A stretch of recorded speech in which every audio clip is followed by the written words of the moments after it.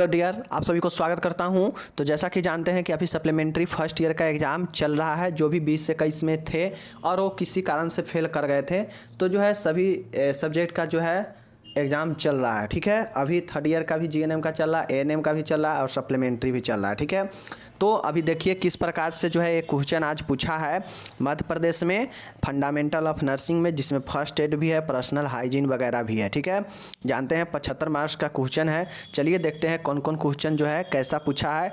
और जो लोग भी एनुअल एग्ज़ाम देने वाले हैं 21 से 22 सेशन में हैं, उनके लिए ये जो है क्वेश्चन सब बहुत ज़्यादा इंपॉर्टेंट है। ठीक है, क्योंकि यहाँ से भी जो है एनुअल में क्वेश्चन आ सकता है। ऐसा नहीं है कि पूछ दिया है तो नहीं आएगा, बिल्कुल आ सकता है। इसलिए आप लोग देखिए कि कैसा कैसा क्वेश्चन पूछा गया है और जो हमने पढ़ाया है क्या उसमें से आया है या नहीं आया। ठीक है, चलिए देखते हैं। देखिए पहला ही प्रश्न है आपके सामने, पहला ही प्रश्न है और ये जो है प्रश्न 15 नंबर का है। कितने नंबर का है? 15 नंबर का। अब बताइए, क्या हम आपको नर्सिंग प्रोसेस के बारे में नहीं पढ़ाए हैं? बिल्कुल पढ़ाए हैं। प्रोसेस के मतलब यह एक प्रक्रिया में किया जाता है जिसमें थेरेपेटिक भी होता है, उपचारात्मक होता है, निदानात्मक होता है और उद्देश्यात्मक होता है। वही तो जो है नर्सिंग प्रक्रिया का हो जाता है। समझ गए? क्या नर्सिंग प्रक्रिया का उद्देश्य हम नहीं पढ़ाए हैं? बिल्कुल पढ़ाए हैं, अभी कुछ दिन पहले ही ये सब कराए हैं। ठीक है, और नर्सिंग प्रक्रिया के मूलभूत चरण क्या हमने नहीं पढ़ाया? हमने बताया है कि 5 स्टेप याद रखिएगा। आकलन करना, नर्सिंग निदान, ठीक है, उसके बाद प्लानिंग योजना बनाना, उसके बाद क्रियान्वयन करना और लास्ट में अवलोकन करना। ठीक है, मूल्यांकन करना। ये 5 प्रोसेस हमने नहीं बताया, सब बता रखे हैं। ठीक है, तो पहला प्रश्न कितना आसान था, 15 नंबर सीधा दे देता। जो लोग अच्छे से लिख कर आए होंगे कम से कम तो उनको यहाँ 10 नंबर तो जरूर मिल जाएगा। ठीक है, चलिए उसके बाद नेक्स्ट प्रश्न है आपका, यहाँ पे देख सकते हैं। नेक्स्ट प्रश्न आपका है सब्जेक्टिव में। देखिए ये भी प्रश्न जो है आपका 15 नंबर का है। बेड सोर के बारे में पूछा है, दाब बरन के बारे में यानी बिस्तरी घाव के बारे में, इसका कारण पूछा है कि क्यों होता है, और जो है दाब बरन से अचेत मरीज के दाब बरन रोकने के लिए क्या कर सकते हैं। मतलब जो अनकॉन्शियस पेशेंट है उसको जो है दाब बरन रोकने के लिए क्या करेंगे, क्योंकि जो अचेत व्यक्ति होगा वो तो ज़्यादातर बेड पर ही सोए रहेगा, बेड पे ही पड़ा रहेगा, तो उसको बिस्तरी घाव होने का ज़्यादा चांसेज है। तो उसके लिए क्या करेंगे, कैसे रोकेंगे। तो बिस्तरी घाव भी हम पढ़ा चुके हैं, देखिए जाकर, समझ गए। चलिए मैंने नॉर्मल घाव भी पढ़ा रखा है, घाव का प्रकार भी पढ़ा रखे हैं। ठीक है, तो ये चीज़ें हो गया। ये भी 15 नंबर बिल्कुल आसान है। ठीक है, चलिए नेक्स्ट क्वेश्चन यहाँ पे आप लोग देखिए। क्वेश्चन है प्राथमिक सहायता क्या है, फर्स्ट एड के बारे में पूछा है और इसके सुनहरे नियम को लिखना है। ठीक है, साथ में जो आपका है पट्टी बांधने के समान नियम लिखना है। कुल 15 नंबर का ये भी है। तो अभी तक जो लॉन्ग क्वेश्चन 15-15 नंबर का देखे हैं, तो देख लीजिए 45 नंबर कितना आसान था। इस 45 में तो 40 नंबर 100% जो है आना चाहिए। मैं सब पढ़ा रखा है। ठीक है ना, चाहे वो पट्टी बांधने के नियम हो, चाहे वो आपका प्राथमिक सहायता हो, चाहे इसका सुनहरे गोल्डन नियम हो। ठीक है, सब पढ़ा रखे हैं। ओके, चलिए अब यहाँ पे देखिएगा, मैं आप सभी को बताता हूँ। क्वेश्चन है 5 नंबर में, यहाँ पे पूछा गया है फिलअप पूछा गया है। ठीक है, देखिए एक अच्छी बात अब की बार हम ये देख रहे हैं एमपी में कि लगभग सब पार्ट से क्वेश्चन को टच किया है, चाहे वो ट्रू फॉल्स हो, चाहे वो आपका फिलअप हो, चाहे लॉन्ग क्वेश्चन हो, चाहे शॉर्ट क्वेश्चन हो। ये अच्छी बातें हैं कि सब पार्ट से जो है टच कर रहा है। और समझिए इसी प्रकार से आपका एनुअल में भी एग्ज़ाम होने का उम्मीद है। समझ गए? देखिए बाकी यहाँ पे देखिए क्वेश्चन है, कहता है रिक्त स्थानों की पूर्ति करें। ठीक है, कहता है मूत्र बिल्कुल न आने को क्या कहते हैं। तो मैं आपको कितना बार ऑब्जेक्टिव में करा चुका हूँ कि बिल्कुल नहीं आएगा तो एनुरिया होगा, ये तो सही है। अल्पमूत्र नहीं होगा, अल्पमूत्र मतलब ओलिगुरिया होता है। समझ गए? एनुरिया होगा, एनुरिया होगा। तो ये क्या हो जाएगा आपका, बिल्कुल मूत्र नहीं आने को एनुरिया बोलते हैं, जो कि ये बच्चा बिल्कुल सही लिखा था। ठीक है, दूसरा है काले रंग के मल को मेगीना कहते हैं। मेगीना नहीं होता है, मेलीना होता है, ये सही है। ठीक है, उसके बाद ये अल्पमूत्र गलत है, अल्पमूत्र नहीं होगा। यहाँ पे कहता है बिल्कुल नहीं आना, मतलब देखिए अब्सेंस ऑफ यूरिन, इंग्लिश में देखिए, मतलब यूरिन का अनुपस्थिति एनुरिया होता है। अगर अल्पमूत्र होता तो एलिगुरिया होता। ठीक है, बहुमूत्रता होता तो पॉलीयूरिया होता। मैं कई बार बता चुका हूँ। ठीक है, काले रंग के मैल को मेलिना कहते हैं, बात सही है। नाक से खून आने को नक्सीर कहते हैं और इसी को क्या बोलते हैं, एपिस्टेक्सिस बोलते हैं। टैक्सिस बोलते हैं, समझ गए, नक्सीर बोलते हैं या नाक से शराब, ठीक है।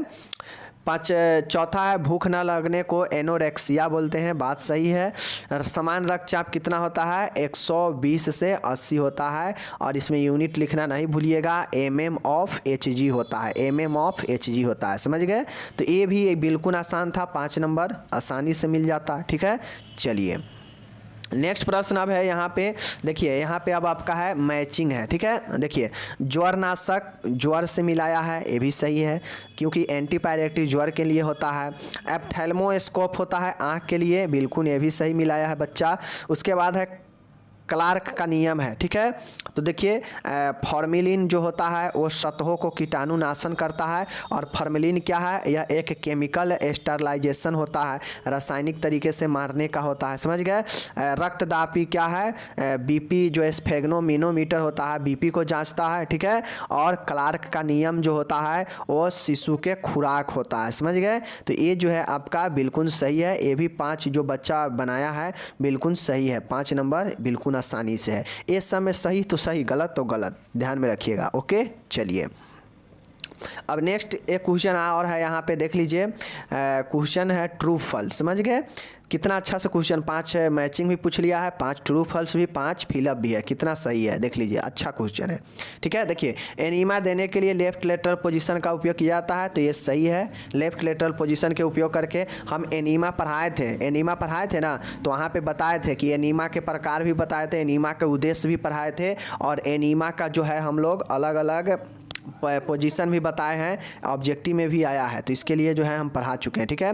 ऑक्सीजन सिलेंडर को आग के पास रखना चाहिए, गलत है, क्योंकि जानते हैं कि ऑक्सीजन मिलते ही जो है आग फैलने लगता है, तो ऑक्सीजन सिलेंडर को आग के पास नहीं रखेंगे, ये गलत है, यानी बच्चा सही बनाया, ठीक है।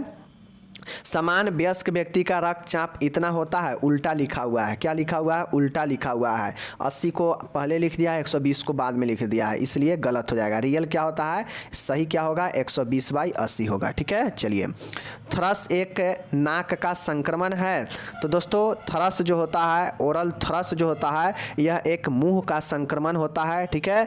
और ये जो है आपका चौथा जो है गलत हो जाएगा, ठीक है ना, चौथा गलत हो जाएगा, चूँकि थ्रस जो होता है ये बच्चा मुंह में संक्रमण होता है, समझ गए। तो ये ओरल थ्रस होता है जो कि मुंह का संक्रमण है, नाक का संक्रमण नहीं है, एक गलत हो जाएगा, समझ गए, एक क्या होगा, गलत होगा, ओके। धारदार औजारे को उबालकर कीटाणु शोधन किया जाना चाहिए, बिल्कुल नहीं, गलत। धारदार औजार को, कैंची को, अगर ये सब को उबालते हुए पानी में अगर रख देंगे तो क्या होगा, उससे उसका धार क्या होगा, खराब हो जाएगा, इसलिए ये भी गलत हो जाएगा। जो बच्चा बनाया है ये दोनों गलत बनाया है, ये दोनों उसका सही नहीं है, ठीक है, इसलिए ये भी गलत हो जाएगा, ये भी गलत है, ये भी गलत है, ये भी गलत है, ओनली 1 यही सही है, ठीक है। चलिए एक चीज़ हो गया। अब देखिए यहाँ पे लास्ट प्रश्न है, शॉर्ट नोट लिखना है। शॉर्ट नोट है 4 में से कोई 3 ही को लिखना है, 5-5 नंबर का है। देख लीजिए एनीमा का वर्गीकरण हमने बताए हैं, आइली एनीमा, वाटर शॉप एनीमा, हमने बहुत एनीमा का प्रकार आप लोग को बताए हैं, एनीमा पढ़ाए थे, तो ठीक है, तो एनीमा हो गया। उसके बाद है अस्थिभंग, फ्रैक्चर क्या हम नहीं पढ़ाए हैं, फ्रैक्चर बिल्कुल फ्रैक्चर पढ़ाए हैं, ये भी हो गया।